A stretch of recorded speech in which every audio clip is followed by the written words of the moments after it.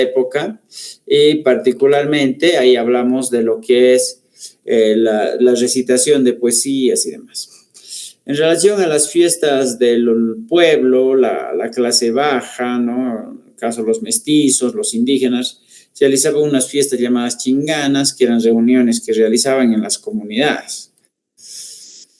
Cuando hablamos de la época colonial, también nos referimos a la mita, que va a ser el trabajo por turnos, en el caso de los varones, de 15 a 60 años, cada 4 años trasladados a los obrajes, que van a ser también realizados por los indígenas. Ahí vamos a ir viendo nosotros que en la mita va a ser trabajo forzado, porque el indígena tenía que pagar el tributo. Lo mismo en los obrajes, porque de aquí de la producción textil tenía que salir una ganancia para la corona. Las reducciones establecidas por Francisco Toledo generaban principalmente, así como en la época de la encomienda, también en la época de Francisco Toledo se establecían reducciones donde se controlaban a los indígenas para poder repartirlos tanto en la mita como en los obrajes. En el caso de la mita, los únicos que trabajaban dentro de la mina eran los varones.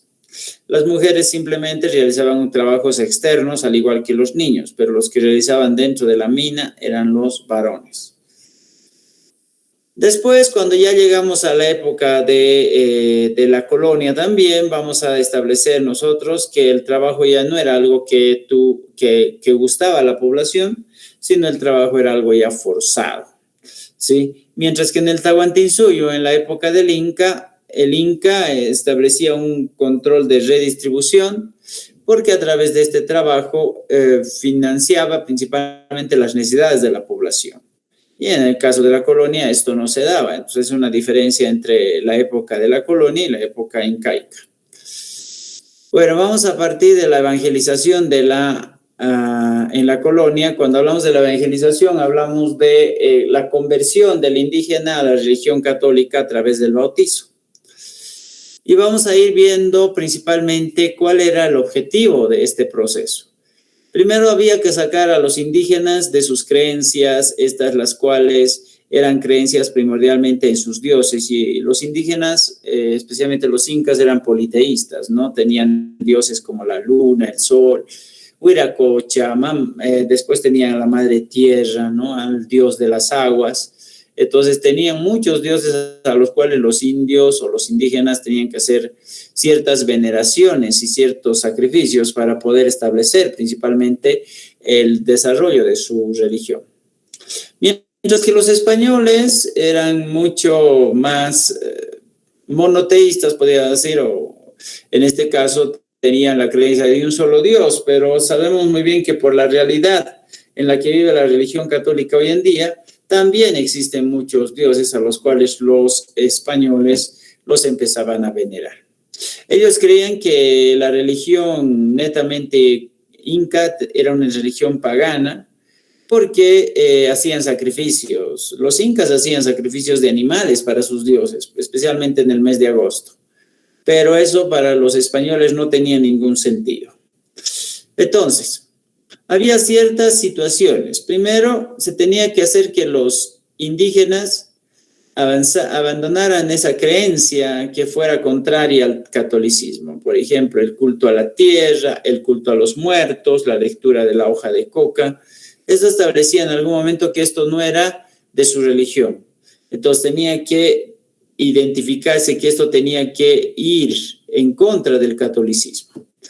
Después, la destrucción de las huacas y la construcción de la iglesia en lugar de huacas. Una huaca era un templo ceremonial para los incas, que muchas veces el inca solamente lo utilizaba como una especie de museo, porque ahí depositaba las especies de, ¿cómo decimos nosotros?, de adornos o que tengan que ver situaciones con sus dioses.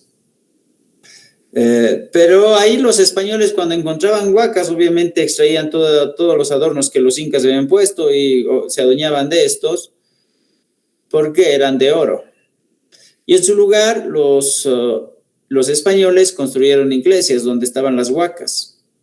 Y para el Inca, bueno, donde estaba una iglesia no tenía sentido. El Inca ya no iba a esos lugares, veía una iglesia, ya no entraba, porque en algún momento no era parte de su desarrollo religioso. Entonces, los españoles pensaban que destruyendo las huacas y poniendo las iglesias en su lugar, iban a conquistar a los indígenas para que ellos crean en la religión católica. Bueno, para evangelizarlos a los incas, los españoles tuvieron que utilizar uno de los libros más conocidos hasta nuestros días, como es el Catecismo. Entonces, se empezaron a traducir el catecismo al quechua y al aymara para poder evangelizar a los indios. ¿Ya? En algún momento se tenía que mandar a sacerdotes a lugares muy alejados para poder llegar donde los indígenas y poder evangelizarlos y hacerles conocer esta doctrina, principalmente del catolicismo. El catecismo constaba principalmente en los sacramentos, que normalmente podemos ir nosotros mencionando que se toma en la vida católica, como es el bautizo, la confirmación, el matrimonio, ¿sí? Y después de eso se iba estableciendo también lo que vendría a ser la unción de los muertos, etcétera, las misas para los difuntos, demás, que se daban dentro del catecismo. Entonces, eso establecía que se tendría que tener que controlar a los indios por medio de diversos contextos en el cual el indígena iba a estar siendo evangelizado. Para evangelizar al indígena se tenían que establecer ciertas jerarquías dentro de la iglesia. Primero teníamos al arzobispo, que obviamente era netamente español, peninsular, al obispo, que también era peninsular, y estos estaban a cargo de parroquias. Las parroquias obviamente eran solamente para los blancos, en este caso para los españoles. Para los indígenas estaban las doctrinas, que partían desde la parroquia. Las doctrinas eran para el pueblo español. A estos recibían el nombre de doctrinados, quienes eran los indígenas de las reducciones, ¿sí?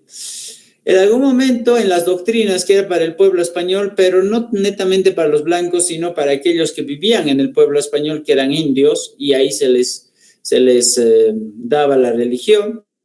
Y los curas que realizaban esto eran los curas doctrineros. Otro de los aspectos importantes para la evangelización va a ser netamente las misiones. Unas son las jesuitas, que se establecen en la selva de la Amazonía, y también los franciscanos, que van a estar establecidos por la selva del Chaco.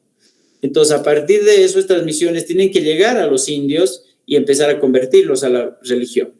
Muchos de los misioneros lograron su propósito de cambiar a los indios, pero no dejaron de lado mucho lo que es la parte del tributo. Y eso es lo que los españoles o lo que la corona empezó a ver como ofensa. Entonces establecieron en algún momento tener que eliminar esto, ¿sí? En 1767 se elimina este tipo de misiones y se establece que los indios sean netamente evangelizados y también sean cobrados el tributo. Entonces, los misioneros tenían contacto con los indígenas en esa vida diaria, los educaron, los defendieron, y en algún momento, como llegaron a profundizar la fe religiosa en la Amazonía, empezaron a bautizarlos.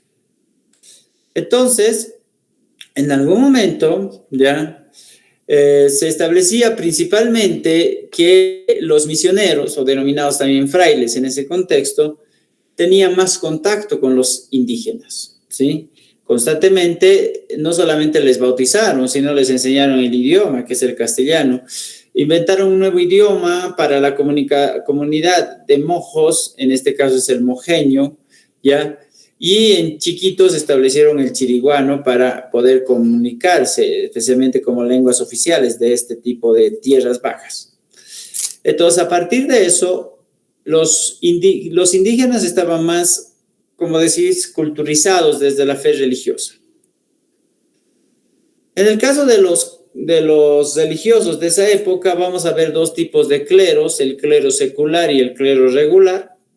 Cuando hablamos del clero secular, vamos a hablar de aquellos sacerdotes que subían de grado poco a poco hasta llegar a ser obispos, que en algún momento podían ser criollos o también podían ser peninsulares, y que se encargaban de administrar esos sacramentos como el bautizo, la unción a los muertos, la confirmación y demás.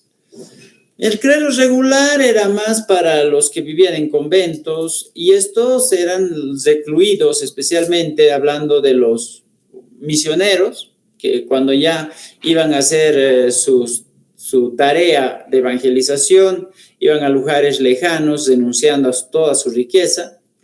O en el caso de las monjas, que nunca salían de los conventos, siempre estaban postradas dentro de los conventos. O algunos frailes que también eran parte de la comunidad y también estaban encerrados. Entonces, el clero regular, donde pertenecían los misioneros, las curas y los frailes. Perdón, las monjas y los frailes. Bueno, hablando de los votos religiosos, los españoles tenían una característica particular, que era que el hijo mayor o la hija menor tenían que pertenecer a la iglesia. Perdón, la hija mayor. Ya sea el hijo mayor o la hija mayor, que en este caso tendría que pertenecer a la iglesia. Si era mujer o si era hombre, utilizaban lo que es un uniforme negro, en el caso de las mujeres, velo negro, para poder establecer su importancia de jerarquía. Si la mujer, que no era la hija mayor, pero que quería ser monja para no casarse obligadamente dentro de su familia, se establecía con un color de velo blanco, ¿sí? Que la diferenciaba de aquella que sí tenía la situación de ser representante de su familia para pertenecer a la iglesia. Bueno, los españoles quisieron sacar a los indígenas a toda costa sus dioses.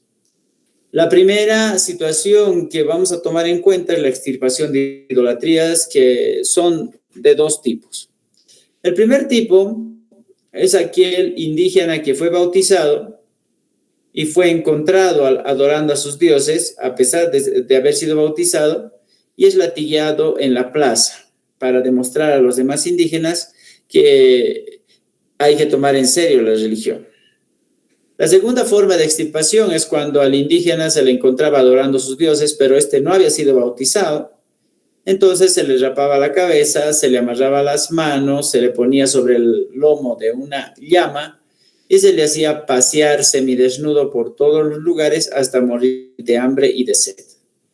Entonces ahí se establecía que en algún momento los indígenas o se bautizaban y adoraban a sus dioses o morían con esta muerte que era un poco más tormentosa porque el indígena, al ser rapado la cabeza, al ser llevado de semidesnudo a todo lugar, eso indicaba humillación dentro de su cultura.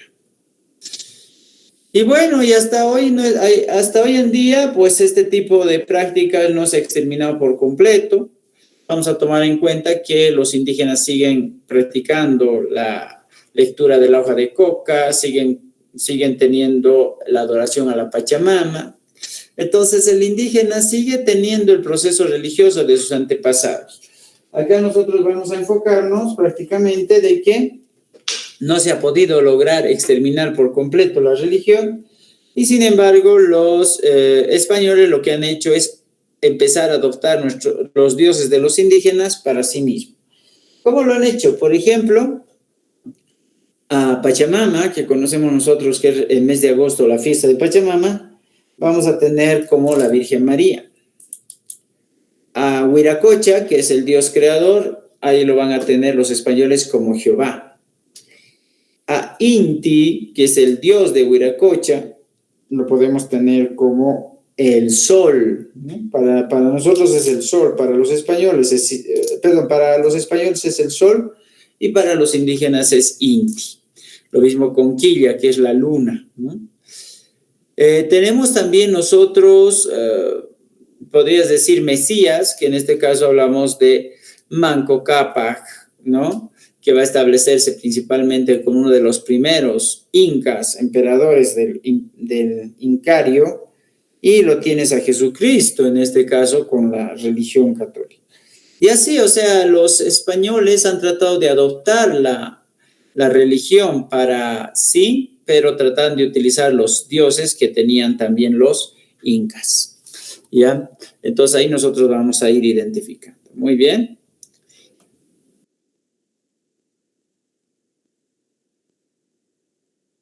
Pregunta, ¿cómo se le llamaban a los curas que tenían que evangelizar a los incas y convertirlos a la religión católica?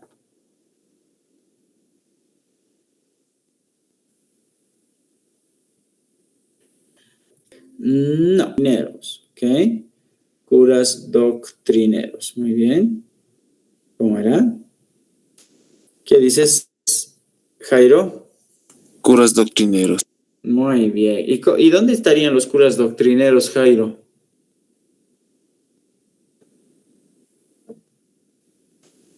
Si son curas doctrineros, ¿dónde estarían? ¿En las parroquias o en las doctrinas? En las doctrinas. Muy bien, entonces se llamarían doctrinas los tipos de iglesias donde tenían que evangelizar a los indígenas, ¿no? Ya. Ahora, ¿qué creían los españoles acerca de la religión de los incas? Aparte de ser una religión politeísta, ¿qué creían los españoles? Que era pagana. Eso, que era pagana porque hacían sacrificios a sus dioses, ¿no? Entonces era pagana, ¿sí? Entonces ahí establecían que los indígenas ofrendaban a sus muertos incluso, ¿no? El culto a los muertos fue uno de las cosas que los misioneros jesuitas quisieron eliminar de la creencia de los indígenas de la Amazonía, a pesar que los indígenas de la Amazonía no eran de los incas, ¿no? Sino eran indígenas que no habían sido colonizados por los incas. Pero aún así se creía que el culto a los muertos no tenía que haber, pero sigue habiendo hasta nuestros días. Nosotros le llamamos el Todos Santos, ¿no? Que celebramos cada 2 de noviembre, ¿sí?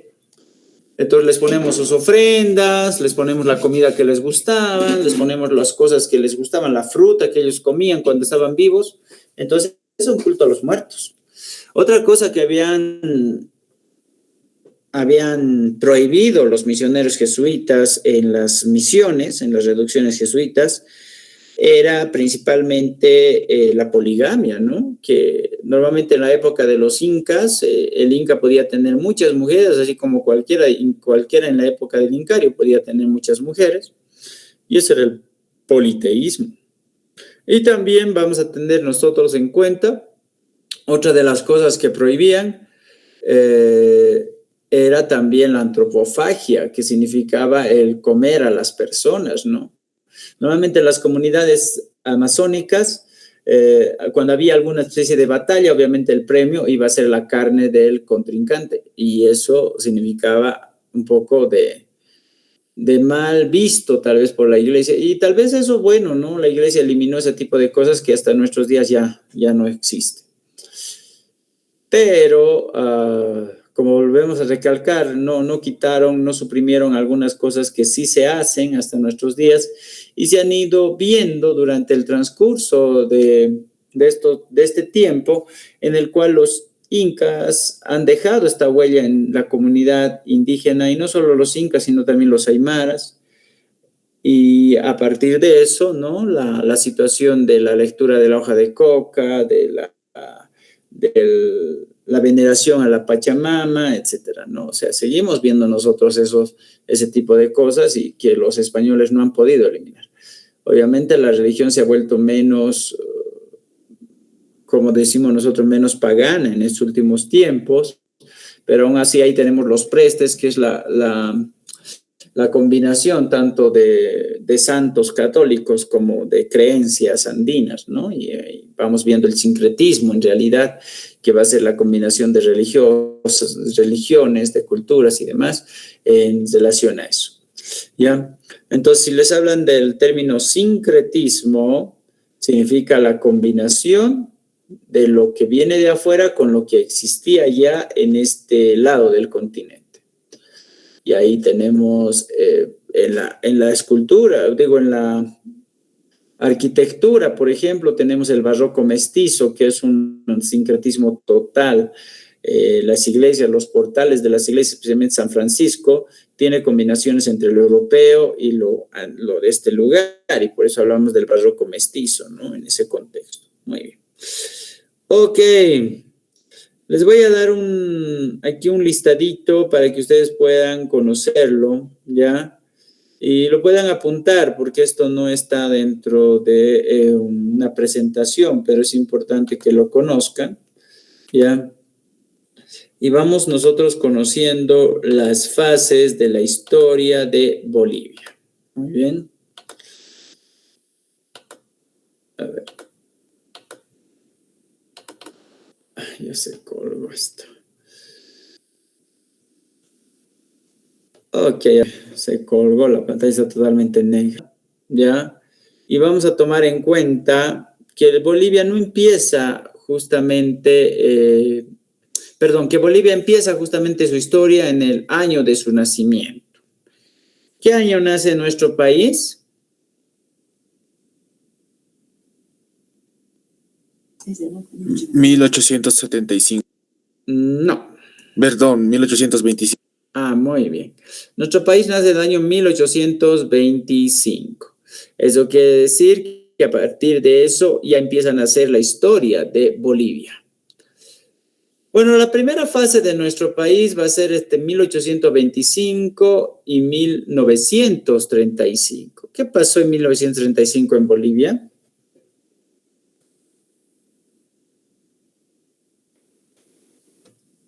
¿Qué pasó?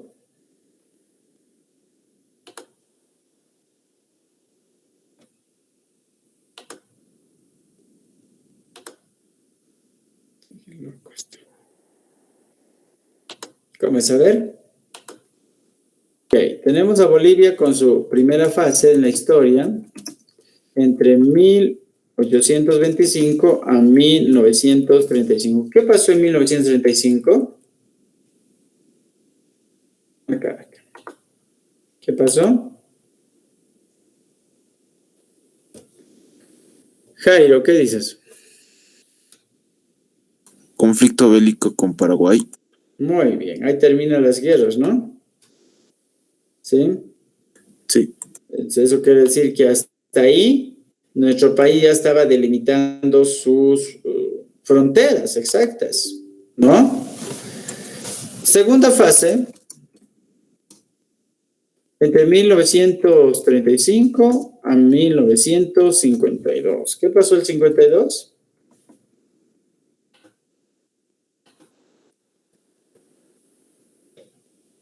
Andrea, ¿qué pasó el 52?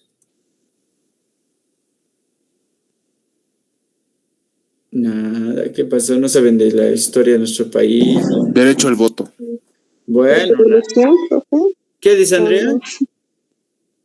La revolución. Eso, la Revolución Nacional, ¿no? Ahí se dio, como dice Jairo, el derecho al voto, la nacionalización de las minas. Después tenemos también la reforma agraria, la reforma educativa, ¿no? Que se llama Víctor Paz Estenssoro, ¿sí? Y la tercera fase va a ser de 1952 hasta hoy, ¿ya? Entonces, estas son las tres fases, chicos, que tienen que ir ustedes, si alguna vez le preguntan, ¿no?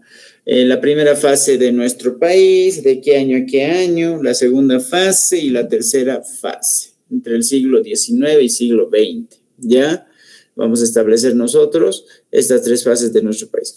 Pero la historia de Bolivia, como ahora la tenemos en relación a su independencia total, va a darse mucho más antes que nazca el mismo país. Y eso es lo que vamos a ver nosotros ahora.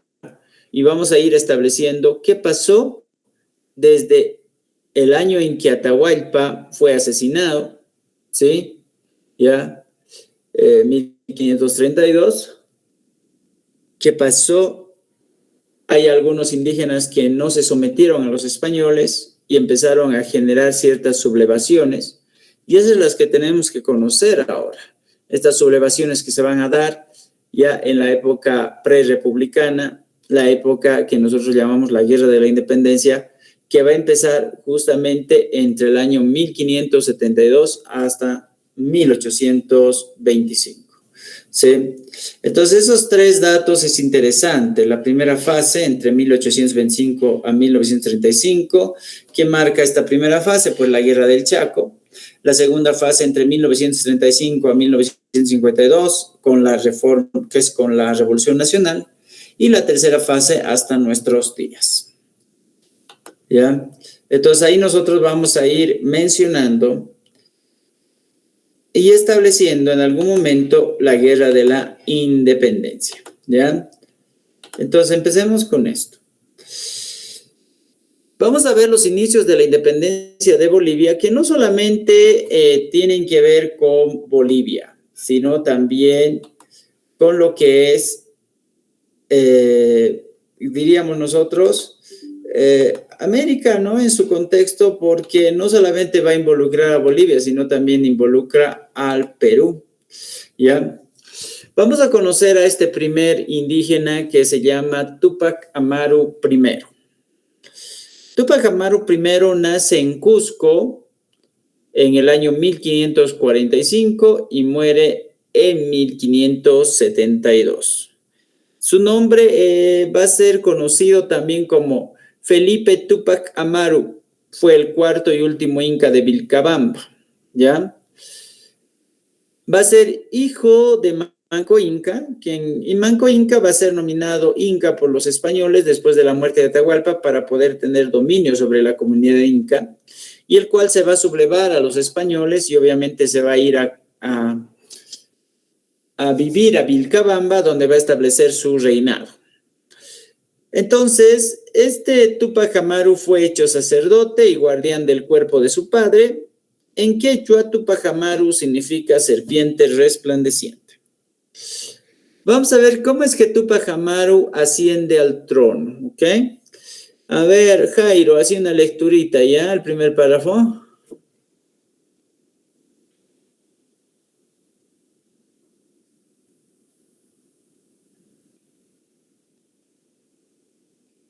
Jairo. Túpac Amaru asumió como inca de Vilcabamba tras la muerte de su medio hermano, el Huari Inca Titu Cusi Yupanqui en 1571. Eso, muy bien. Entonces vamos a decir que Manco Inca tuvo dos hijos, que fueron medios hermanos porque fueron de diferentes mujeres. Tenemos a Titu Cusi Yupanqui, que es el hermano mayor, y Túpac Amaru, que viene a ser el hermano menor, medios hermanos, ¿ya? Cuando Manco Inca fallece, entonces asume el trono su hermano Tito Cusi Yupanqui.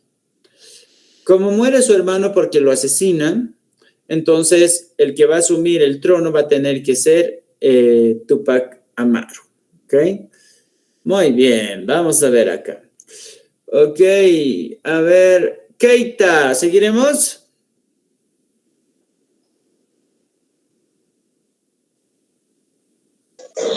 Los incas creían que Titu Cusi se habían visto forzado a admitir a los sacerdotes misioneros en Vilcabamba y que estos habían envenenado los españoles, quienes todavía no estaban advertidos de la muerte del anterior Huari Inca, enviaron rutinariamente dos embajadores para continuar con los negocios en curso. Eso, muy bien. Entonces, los que asesinaron a Tito Cusi Yupanqui van a ser unos sacerdotes que van a venir enviados por, ¿qué se llama? Por Fernando Toledo, ¿sí? ¿Por qué lo habían envenenado? Pues para adueñarse de este sitio y ser parte del dominio español, porque los españoles, algunos territorios que todavía siguen siendo, ¿qué se llama? Capitanías generales, entonces se tenía que establecer su dominio para que se vuelvan gobernaciones, y una de estas era Vilcabamba. Entonces, ahí habían ido identificando, ¿sí?, para poder saber de la muerte de este inca, van a enviar a 2 embajadores para poder establecer principalmente el dominio de este territorio. Entonces, van a llegar principalmente a este lugar, ¿ya? Pero en algún momento no van a ser bien recibidos. Tenemos a Tilano de Anaya, quien va a ir principalmente a ser capturado y ejecutado, ¿ya? Por el general Inca Curipaucar, que va a ser el que va a proteger parte del territorio. En realidad no va a ser asesinado por Tupac Amaru, sino por Inca Curipaucar, que obviamente nadie sabía que lo había hecho. Todos pensaban que lo había hecho el medio hermano de Tito Cusi Yupanqui. Entonces, al enterarse de este asesinato, el nuevo virrey del Perú, que es Francisco Álvarez de Toledo, decide someter por la fuerza al reino de Vilcabamba, apelando a la justificación de que los incas habían roto la inviolable ley de todas las naciones del mundo, el respeto a los embajadores. Eso era su contexto. Entonces, el virrey Toledo encargó el mando de la expedición militar al encomendero y regidor Martín Hurtado de Arbieto como maestre del campo, y este fue designado por Juan Álvarez Maldonado, y como alférez real y secretario, Pedro Sarmiento de Gamboa. Las poderosas tropas de Hurtado estaban conformadas por varias piezas de artillería, 250 soldados españoles y 2.500 nativos aliados, entre los cuales figuraban 1.000 cañaris, que eran los enemigos de los incas, ¿sí? ¿Ya? Entonces, para la defensa de Vilcabamba, el Inca Tupac Amaru contaba con aproximadamente 2.000 soldados, de los cuales 600 o 700 eran guerreros anti, ¿ya? De quienes el fallecido Tito Cusi solía decir a los emisarios españoles, fingida o realmente, que aún practicaban el canibalismo. Entre sus generaciones figuraban Huaypa Yupanqui, Parinango, Curipaucar y Coya Topa. Ahí vamos a ir viendo cómo se van armando ambos ejércitos para poder establecer principalmente sus defensas. Para atacar el baluarte inca Hurtado de Arbieto, dividió a su ejército en 2 grupos. El primero de ellos, bajo su mando directo, atacaría por Chuquichaca, mientras que la segunda columna, al mando de Arias de Sotelo, lo haría por Curahuasi. Se libraron gran cantidad de escaramuzas, pero la única gran batalla de la campaña tuvo lugar en Choqueyuca, a orillas del río Vilcabamba, cerca del lugar donde reinaba Tupac Amaru. Bueno, los incas atacaron primero con mucho espíritu, a pesar de estar solo ligeramente armados, pero los españoles y aliados indígenas lograron resistirlos. Según Martín García Oñas de Loyola, un historiador peruano, los españoles llegaron a estar en un momento crítico, a punto de ser arrollados por los guerreros incas, pero súbitamente estos abandonaron el combate tras ser arcabuceados y muertos sus generales Moras Inga y Parinango, ¿sí? Empezaron a enfrentarse. Cuando decimos arcabuceados, nos referimos a que fueron disparados con arcabuces, ¿ya? Con los fusiles que los españoles traían. Un momento cumbre del combate se alcanzó con la pelea personal a mano limpia entre el capitán Inca Huaypa y el español García de Loyola. Cuando el comandante español se hallaba en una situación desesperada por haber recibido varios golpes directos y encontrarse en riesgo de ser desbarrancado, vale decir, tirado por el vacío, uno de los soldados españoles dispara traidoramente sobre la espalda del Inca, matándolo y provocando un clima de indignación que vuelve a reavivar el combate. Tras la batalla, los españoles capturaron la ciudad y el palacio de Vitcos. Al acercarse principalmente la expedición a la ciudadela de Tumbichaca, fueron recibidos por sus comandantes Pumainga, quien rindió sus fuerzas y manifestó que la muerte del comisionado español Anaya había sido responsabilidad de Curipaucar y otros capitanes rebeldes a sus incas deseosos de la paz. Bueno, esto, aunque le haya dicho, digamos, Pumainga, que el que mató al embajador fuera Curipaucar, aún así los otros españoles le echaban la responsabilidad a Tupac Amaru. El 23 de junio cayó ante la artillería española el último foco de resistencia inca, el fuerte de Huayna Pucara, que los nativos habían construido recientemente. Se encontraba defendido por 500 chunchos flecheros, quienes eran aliados de los de Túpac Amaru. Los restos del ejército inca, ahora en retirada, optaron por abandonar Vilcabamba, su última ciudad, y dirigirse a la selva para reagruparse. El 24 de junio de 1572, los españoles tomaron posesión de la ciudad, ¿sí? De la ciudad de Vilcabamba. Acompañado de los suyos, al enterarse Túpac Amaru de esto, se había marchado el día anterior con dirección al oeste. Dentro de los bosques de las tierras bajas, el grupo, que incluía a sus generales y a los miembros de su familia, se había dividido en pequeñas partidas en un intento de evadir la persecución. Entonces, un grupo de 40 soldados elegidos personalmente salieron en persecución del Inca Túpac Amaru y siguieron el río Mazahuay durante 170 millas, donde encontraron un almacén inca con cantidades de oro y vajilla de los incas, lo cual obviamente se adueñaron, ¿no? Bueno, los españoles capturaron un grupo de chunchus que eran aliados de los incas y obligaron a informarles de los movimientos de los incas y que habían visto al Huari Inca. El Huari Inca en este caso era Túpac Amaru. Estos informaron que se había ido río abajo en bote, por lo que los españoles construyeron 20 balsas y continuaron la persecución. Más abajo descubrieron que Túpac Amaru había escapado por tierra y continuaron también por tierra con la ayuda de los aparis, otros grupos opuestos a los incas, los cuales le avisaron que la ruta había seguido, qué ruta había seguido los incas, ¿no? E informaron que Túpac se veía ralentizado, o sea, quiere decir que iba a paso lento porque su esposa estaba a punto de dar a luz. Después de una marcha de 50 millas, vieron una fogata alrededor de las 9 de la noche. Encontraron al Huari Inca Túpac Amaru y a su mujer calentándose entre sí.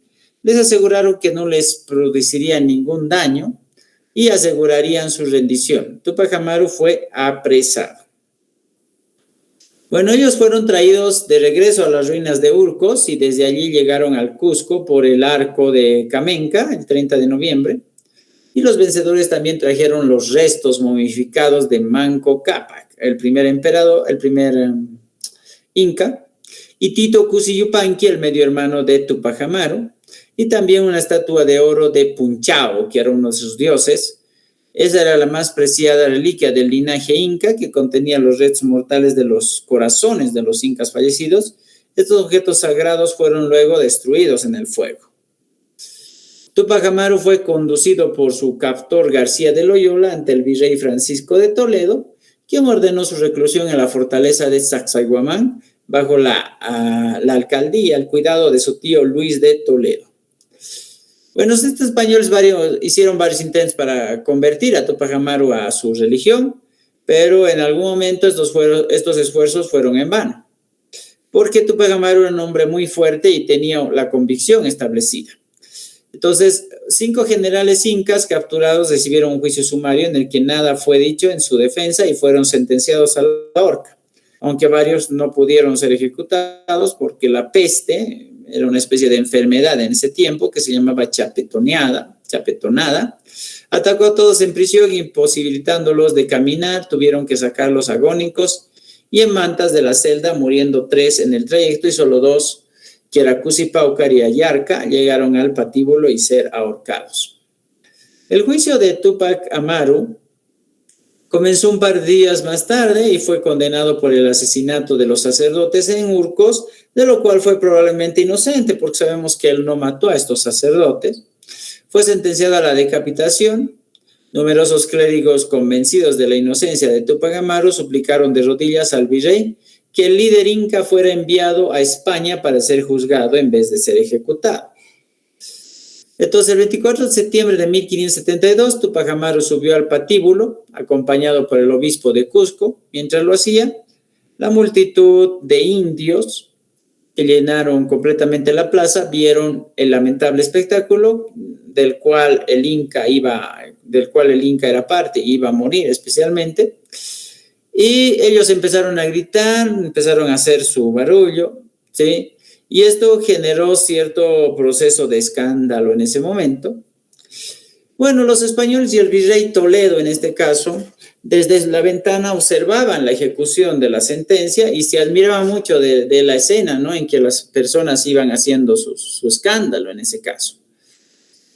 Entonces, en algún momento, Túpac Amaru tenía mucho poder sobre la gente. Al ver esto, el virrey Toledo envía a su criado Juan de Soto, quien va a salir a caballo con un palo en la mano, para abrirse paso hasta llegar al cadalso, diciendo que allí se procediese a ejecutar al inca. El verdugo, que era un cañari enemigo de los incas, preparó el alfanje y Túpac Amaru puso a la cabeza en el degolladero. Con estoicismo andino, al momento de la ejecución, rompieron a doblar todas las campanas del Cusco, incluyendo las de la catedral.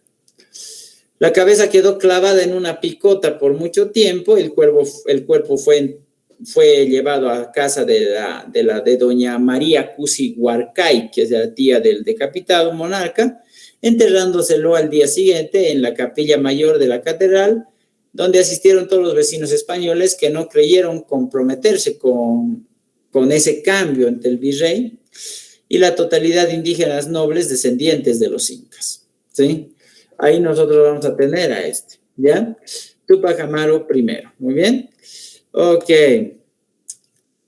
Vamos a hacer algunas preguntas acerca de este indígena, ¿ya? De este inca, muy bien.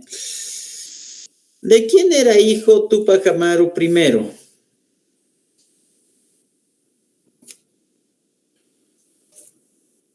¿De quién era hijo? A ver.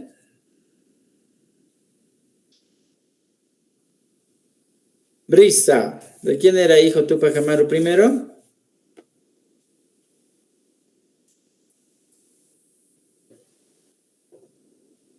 Brisa.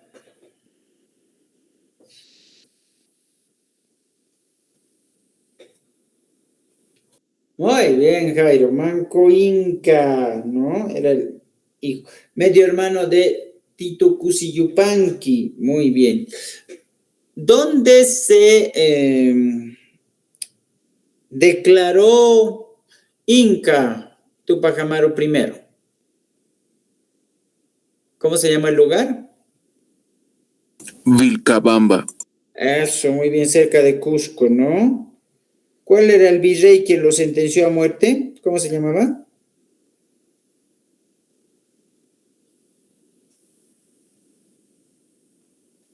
¿Cómo es? A ver. ¿Qué dices, Keita? El virrey Toledo. Eso, el virrey Toledo, Francisco de Toledo, creador de las reducciones indígenas, ¿no? Ya, muy bien. Esta pregunta mucho más clave. A ver, vamos a preguntar acá. ¿En qué año sucedió la rebelión, la sublevación de Túpac Amaru I?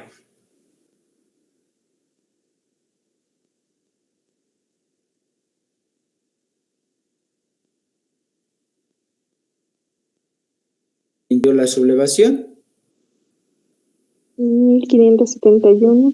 Eso, muy bien. ¿Y qué pasó en 1572?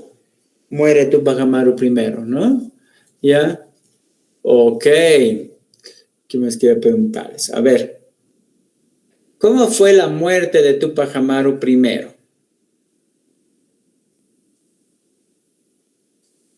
Envenenado, No. Vamos a ver. Keita, ¿dónde está la Keita? Hace rato le estoy hablando, en ese caso. ¿Cómo es? Su cabeza quedó clavada por una picota. Eso, pero antes de quedar clavada en la picota, ¿qué pasó con la cabeza?